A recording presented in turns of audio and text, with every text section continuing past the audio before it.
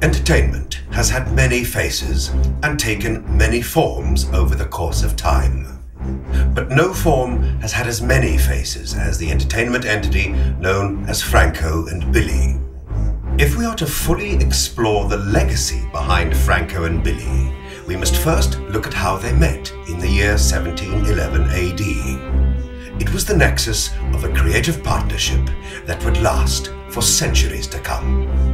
In Europe, the War of Spanish Succession was underway.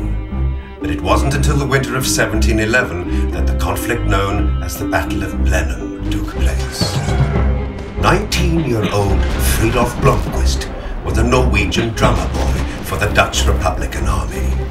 17-year-old Wilhelm Petroli Wiens was a German-Italian bugler on the front lines of the Holy Roman Empire. It's told that Fridolf and Wilhelm, each disoriented from the cannon fire, stumbled away from the fighting.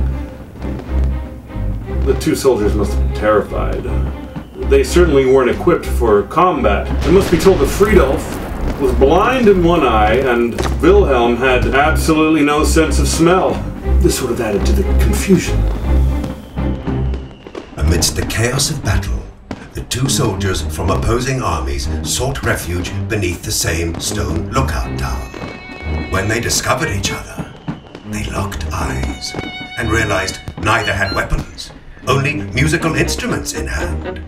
Just then, a stray cannonball hit the tower above their heads, causing it to crumble down upon them. Badly injured, Fridolf and Wilhelm found themselves trapped in darkness under 100 tons of rock. There the two foes remained for several weeks. During this incredible test of survival, Fridolf and Wilhelm discovered that not only could they sustain themselves on a cuisine of rodents and insects, they also shared a passion for storytelling and exhibited a talent for a wide variety of art forms. It was during this time alone together that a very special bond was formed. What's written is that Wilhelm and Fridolf made a verbal contract sealed in blood. This contract set aside their political differences and united them as an entertainment entity they would call Franco and Billy. From then on, Fridolf would be known as Franco and Wilhelm Billy. But here's the important thing. Aside from entertaining people, they took the pact one step further. They would each have to sire, if you will, one child, one man-child, who would be trained in the art of entertainment. Their sons would be born into a partnership with one another, and in time, their sons would pass the torch of entertainment onto the next generation, and so on and so on. Much the same way a family business is passed on.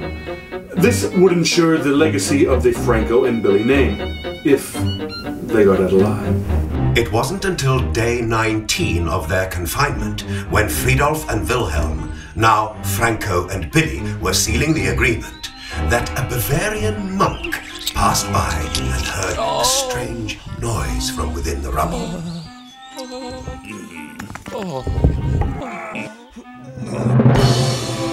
When they were freed, a gathering of Bavarian orphans were there to welcome Franco and Billy and celebrate the new friendship that symbolized the end of conflict in the region.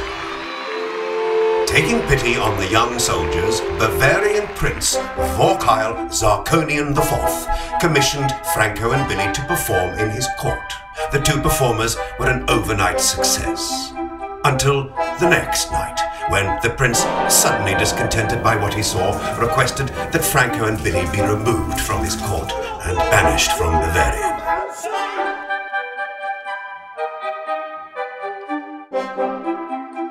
This momentary setback only strengthened the commitment to their mission. Franco and Billy continued to perform well into the first half of the 18th century, entertaining audiences throughout Europe. And with the birth of their sons, the oath they had taken as young men trapped beneath that fallen tower was finally set in motion. Each generation brought with it new and thrilling forms of entertainment.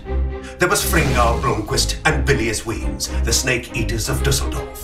Festal Blomquist and Benjamin Wiens, the human fireball. Percy Blomquist and Jeff Wiens, the juggling serial killers of Tallis Falls. Victor Blomquist and Chadwick Wiens, the silent film pioneers.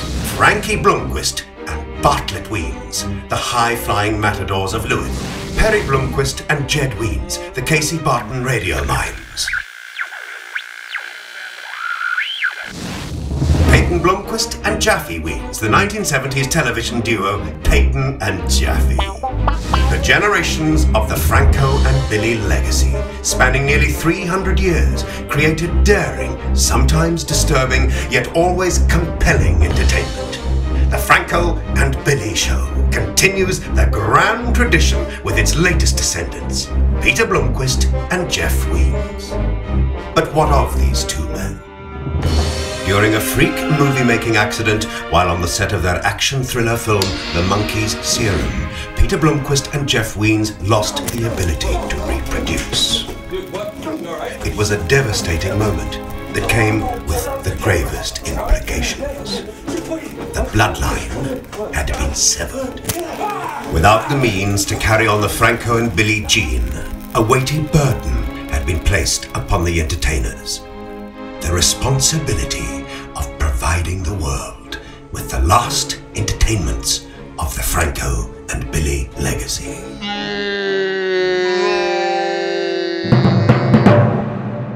This is one of those entertainments.